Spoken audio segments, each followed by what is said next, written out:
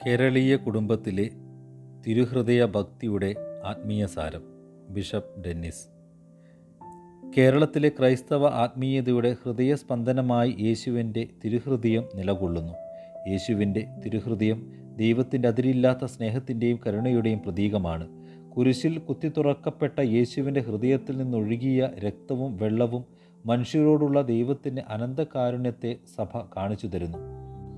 അതുകൊണ്ട് തന്നെ തിരുഹൃദയ ഭക്തി ഒരു സാധാരണ ഭക്താനുഷ്ഠാനം മാത്രമല്ല, പാപത്തിൽ നിന്ന് മനുഷ്യനെ ദൈവസ്നേഹത്തിൽ നയിക്കുന്ന ആത്മീയ പാതയാണ്. കേരളത്തിലെ അനേകം ക്രൈസ്തവ കുടുംബങ്ങളിൽ ഈ ഭക്തി തലമുറകളായി കൈമാറപ്പെട്ടു വരുന്നു.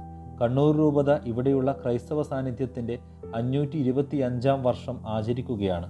ചെറുപ്പം മുതലേ മാതാപിതാക്കളുടെ പ്രാർത്ഥനാ ജീവിതവും തിരുഹൃദയ ഭക്തിയും കണ്ടു വളർന്ന കുട്ടികൾക്ക് വിശ്വാസം ജീവിതത്തിൻ്റെ സ്വാഭാവിക ഘടകമായി മാറുന്നു. അമ്മമാർ കുഞ്ഞുങ്ങളെ യേശുവിൻ്റെ തിരുഹൃദയ രൂപത്തിൻ്റെ മുൻപിൽ നിർത്തി ആദ്യമായി കുരിശ് വരപ്പിക്കുന്നതും തമ്പായ് എന്ന് പഠിപ്പിക്കുന്നതും കേരളീയ ക്രൈസ്തവ കുടുംബങ്ങളുടെ ഹൃദയസ്പർശിയായ വിശ്വാസ കാഴ്ചകളാണ്. ഇന്നും പല വീടുകളിലും ഇത് സാധാരണ അനുഭവമായി തുടരുന്നു.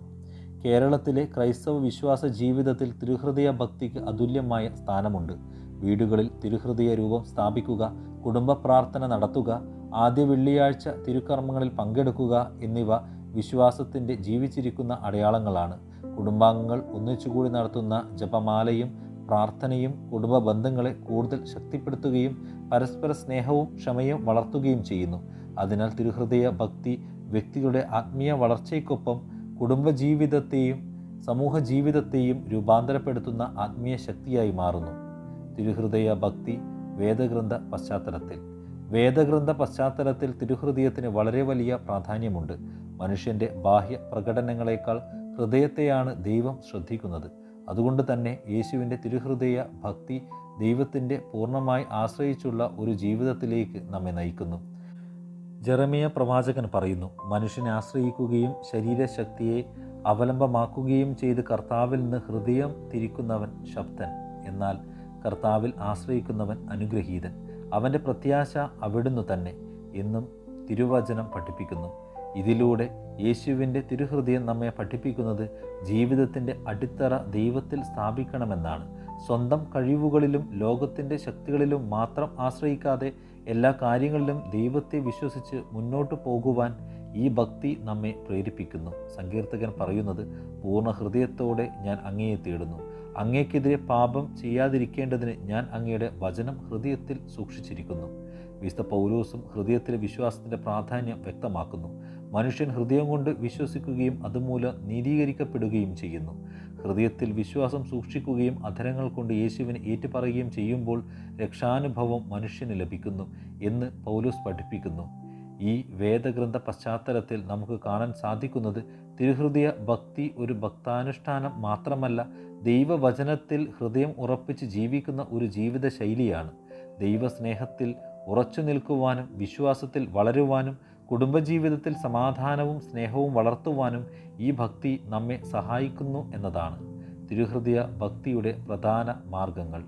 തിരുഹൃദയ ഭക്തി വളർത്തുന്നതിനായി സഭ വിശ്വാസികൾക്ക് വിവിധ ഭക്തിമാർഗങ്ങൾ നിർദ്ദേശിക്കുന്നു. ഇവ വിശ്വാസ ജീവിതത്തെ കൂടുതൽ ആഴത്തിലാക്കുകയും ദൈവസ്നേഹത്തിൽ വളരുവാൻ സഹായിക്കുകയും ചെയ്യുന്നു.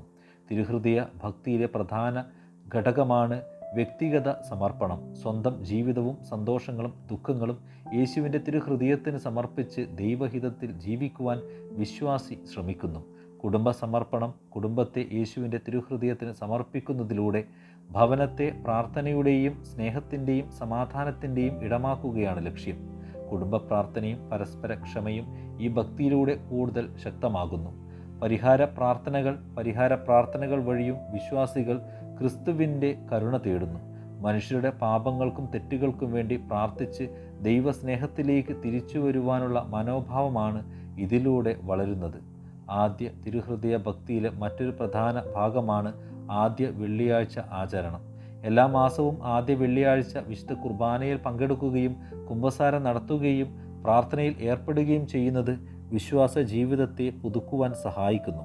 ഇത് ദൈവസ്നേഹത്തോടും കൂദാശ ജീവിതത്തോടും കൂടുതൽ അടുപ്പം വളർത്തുന്നു.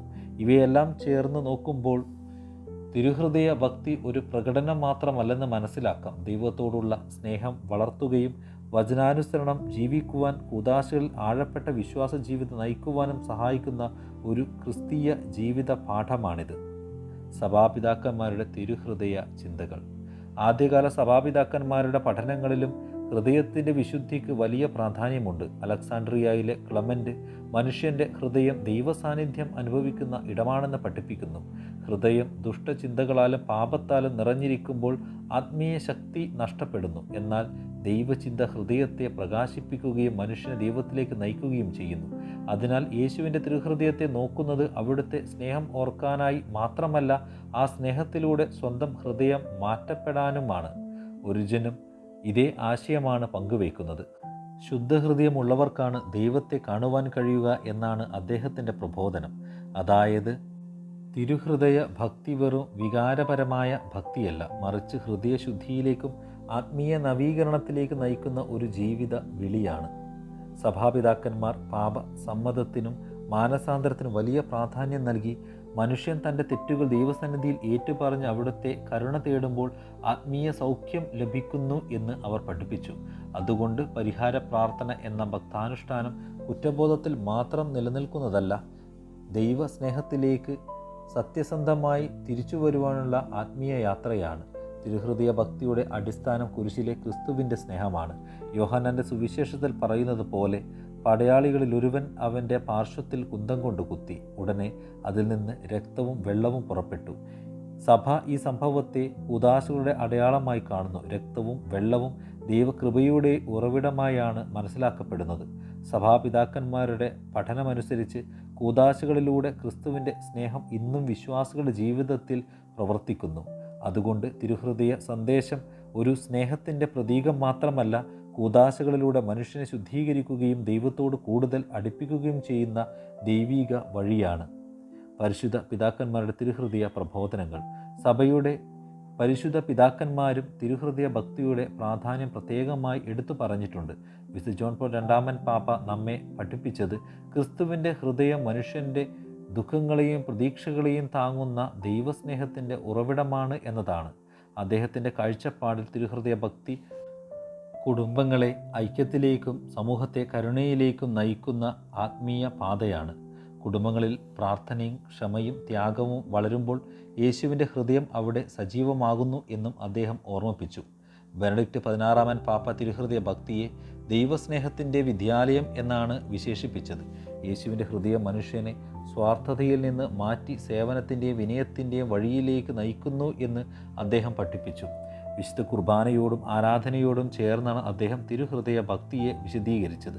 കുടുംബങ്ങൾ ഒരുമിച്ച് പ്രാർത്ഥിക്കുമ്പോൾ അവർ ക്രിസ്തുവിൻ്റെ സ്നേഹത്തിൻ്റെ സാക്ഷികളായി മാറുന്നു എന്നും അദ്ദേഹം പറഞ്ഞു. ഇന്നത്തെ സഭയെ നയിക്കുന്ന ലിയോ 14 പാപ്പയും സ്നേഹത്തിനും കരുണയ്ക്കും വലിയ പ്രാധാന്യം നൽകുന്നു. ആധുനിക ലോകത്തിലെ ഏകാന്തത, കുടുംബ വിച്ഛേദം, ആത്മീയ ശൂന്യത എന്നിവയ്ക്ക് യേശുവിൻ്റെ തിരുഹൃദയമാണ് മരുന്നെന്ന് അദ്ദേഹം ഓർമ്മിപ്പിക്കുന്നു. കുടുംബം സ്നേഹത്തിൻ്റെ ആദ്യ വിദ്യാലയമാണെന്നും തിരുഹൃദയ ഭക്തി കുടുംബങ്ങളെ വീണ്ടും ദൈവത്തിലേക്ക് നയിക്കുമെന്നും അദ്ദേഹം ആഹ്വാനം ചെയ്യുന്നു. ഉപസംഹാരം. വിശുദ്ധ കുർബാനയുടെ തിരുനാൾ കഴിഞ്ഞുള്ള 8-ാം ദിവസമായ വെള്ളിയാഴ്ചയാണ് ഈശോയുടെ തിരുഹൃദയത്തിൻ്റെ തിരുനാൾ കൊണ്ടാടുന്നത്. ഈ പ്രത്യേക ദിവസം തിരഞ്ഞെടുത്തത് ഈശോ തന്നാണെന്ന് മറിയം മാർഗറ്റ് അലക്കോക്ക് എന്ന പുണ്യവതിയുടെ വെളിപാടുകളിൽ നിന്നും വിശദമാണ്. ഫ്രാൻസിൽ പരലെമോണിയായിലെ വിസിറ്റേഷൻ മഠത്തിൽ ഒരംഗമായിരുന്നു ഈ സഹോദരിക്ക് 1673 മുതൽ 1675 വരെ ഈശോയുടെ തിരുഹൃദയം പ്രത്യക്ഷമായി. കേരളത്തിലെ ലത്തീൻ, സീറോ മലബാർ, സീറോ മലങ്കര സഭകളിൽ തിരുഹൃദയ ഭക്തിക്ക് ദീർഘമായ ആത്മീയ പാരമ്പര്യമുണ്ട്. എല്ലാ വർഷവും ജൂൺ മാസം തിരുഹൃദയ മാസമായി ആചരിക്കപ്പെടുന്നു. ഈ സമയത്ത് വീടുകളിൽ വണക്കമാസവും ദേവാലയങ്ങളിൽ പ്രത്യേക പ്രാർത്ഥനകളും നവനാൾ ആചരണങ്ങളും വിശുദ്ധ കുർബാനകളും ആരാധനകളും നടക്കുന്നു. ഇവ ക്രൈസ്തവ വിശ്വാസ ജീവിതത്തെ കൂടുതൽ ശക്തിപ്പെടുത്തുന്നു. കേരളത്തിലെ പല കുടുംബങ്ങളിലും കുടുംബ പ്രതിഷ്ഠ എന്ന ആചാരത്തിന് വലിയ പ്രാധാന്യമുണ്ട്. വീട്ടിൽ യേശുവിൻ്റെ തിരുഹൃദയ ചിത്രം സ്ഥാപിച്ച് കുടുംബത്തെ അവിടുത്തെ സ്നേഹത്തിനും സംരക്ഷണത്തിനും സമർപ്പിക്കുന്ന ഈ പ്രാർത്ഥന കുടുംബ ബന്ധങ്ങളെ ശക്തിപ്പെടുത്തുകയും സമാധാനവും ഐക്യവും വളർത്തുകയും ചെയ്യുന്നു. തിരുഹൃദയ ഭക്തി കേരള സഭയുടെ ആത്മീയ പൈതൃകത്തിലെ വിലമതിക്കാനാവാത്ത സമ്പത്താണ്. യേശുവിൻ്റെ ഹൃദയം സ്നേഹത്തിൻ്റെയും കരുണയുടെയും പ്രത്യാശയുടെയും ഉറവിടമാണെന്ന് സഭയുടെ പഠനങ്ങൾ നമ്മെ ഓർമ്മിപ്പിക്കുന്നു.